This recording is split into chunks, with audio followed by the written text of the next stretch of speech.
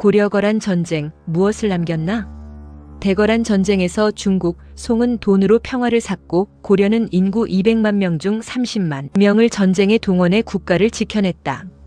고려의 참패를 당한 뒤 거란 국력이 내리막길을 걸었다. 서기 1004년 송과 거란이 밀고 밀리는 전투 끝에 강화협정을 맺었다. 송이 거란에 거액을 제공하는 조건이었다. 중원 정복 목표를 웬만큼 이룬 거란이 다시 고려로 눈을 돌렸다. 거란은 1차 전쟁 때 고려에 넘겨준 강동 6주가 전략 요충지임을 느꼈다. 거란이 고려와 여진을 공략하려면 강동 6주가 필요했다. 게다가 고려가 약속을 어기고 송과 계속 교류했고 소손영이 황실 궁녀와 바람 피우다가 권력에서 밀려난 터라 서희와 맺은 화약도 유명무실이었다. 거란이 침공을 노리고 있을 때 고려에서 정변이 일어났다. 어린 목종을 세워놓고 섭정하던 어머니 천추태후와 내연남 김치양을 서북면도순 검사 강조가 제거했다. 이어 강조는 목종을 시해하고 현종을 옹립했다. 고려는 황제국 거란에 강조의 정변을 숨기고 현종 즉위만 알렸다가 들통났다. 서기 1010년 초겨울 거란 황제 성종이 강조의 죄를 묻겠다며 40만 대군을 이끌고 고려를 침공했다. 그는 어머니 소태후가 죽자 섭정에서 벗어나 능력을 과시하고 싶었다. 그러나 1차 거란 침공 후 고려는 강동 6주를 요새로 구축했다. 거란군은 그 가운데 흥화진 함락에 실패하고 군사 20만 명을 우회시켜 남쪽으로 진격했다. 이에 맞서 강조가 군사 30만 명을 동원해 전투에서 승리했다. 검찰을 피해 달아나는 거란군을 기다렸다가 공격하는 전술이 주요했다. 거란군은 오합지조를 선봉에 두고 정예부대는 후방에 배치했다. 초반 승리에 도취한 강조가 방심하다가 거란군에게 붙잡혔다. 그는 거란 황제의 신하가 되라는 회유를 거부하다가 살해됐다. 고려군 3만 명이 죽거나 다쳤고 생포된 감찰어사 노인은 거란군 길잡이가 됐다. 이듬해 첫날 거란군이 개경에 무혈입성해 궁궐과 민가에 불을 지르고 약탈했다.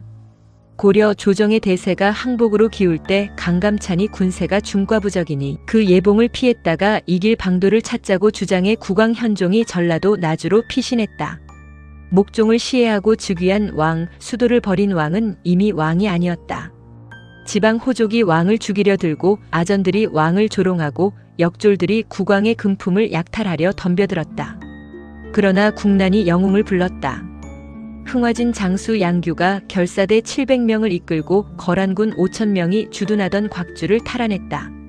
거란군은 강동 6주와 서경을 비롯해 후방 기지를 점령하지 못한 채 개경으로 진격하는 바람에 자칫 보급로가 끊길 수 있었다.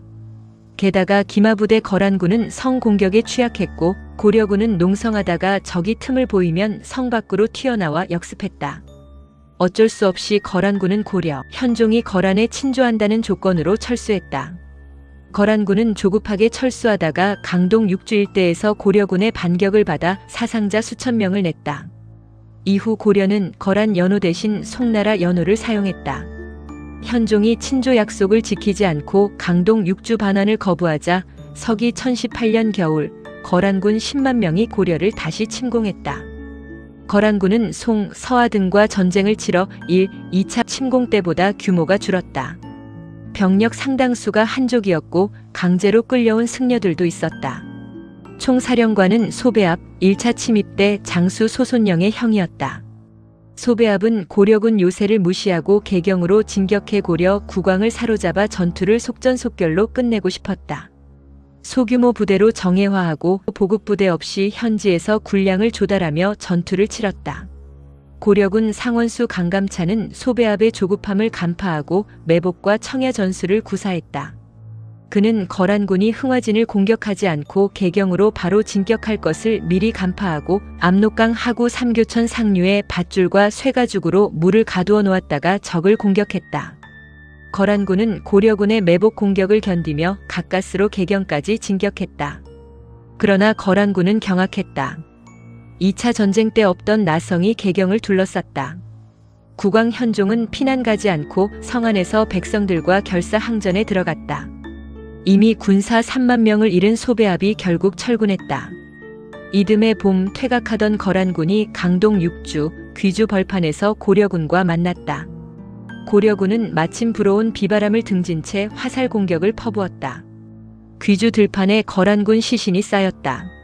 거란군 10만 명 가운데 겨우 몇천 명이 살아 돌아갔다고 고려사가 전한다. 고려군이 산성을 버리고 평야에서 거란 기마병과 정면 승부를 치른 것은 뜻밖의 전술이었다. 적벽 대전에서 제갈량이 남동풍을 예상하고 화공을 구사했듯 강감찬이 풍향을 예상했는지는 풀어야 할 수수께끼다. 27년에 걸친 고려 거란 전쟁이 귀주 대첩을 끝으로 막을 내렸다. 거란 황제 성종은 너의 얼굴 가죽을 벗겨 죽이고 싶다고 패장 소배합을 질타했다. 대거란 전쟁에서 송은 돈으로 평화를 샀고 고려는 인구 200만 명 중 30만 명을 전쟁에 동원해 국가를 지켜냈다. 고려의 참패를 당한 뒤 거란 국력이 내리막길을 걸었다. 이에 요동에서 발해 유민이 흥효국을 건국했고 송거란 고려 동아시아 삼각구도에서 약소국이던 고려의 위상이 올라갔다. 고려의 탐나국이 공물을 바치고 만주 천리국이 귀속을 요청했고 흑수부 말갈 부족장이 찾아왔다. 달도 차면 기운다. 전성기를 일군 황제 성종이 죽은 뒤 거란은 황실 권력 투쟁이 일어나 급격히 쇠락했다.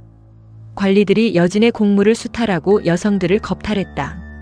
결국 거란은 100년을 넘기지 못하고 여진에 흡수됐다. 역사 지동설 숲을 보는 한국사였습니다.